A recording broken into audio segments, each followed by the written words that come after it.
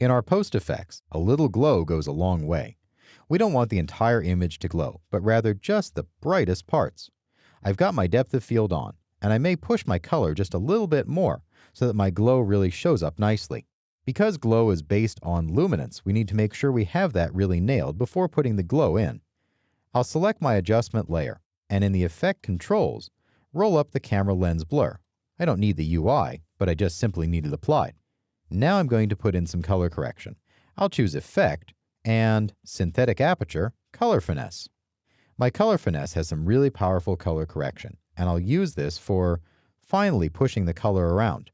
I'll open up the Simplified interface, scroll down, and go into the HSL section. What I'm going to do in here is take the Master Gamma up. I'll push this up just a little bit to go brighter overall. Then I'll go into the Shadows and push the Shadow Gamma down, again making my dark range a little bit deeper. Then I'll use my midtones and just push them down a touch. So overall I got a little brighter, but then the mids and the shadows went deeper, so I've got a really good range.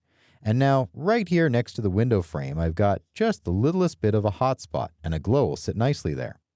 We may end up reordering these slightly. It's perfectly okay to take the camera lens blur and actually pull it under the color finesse.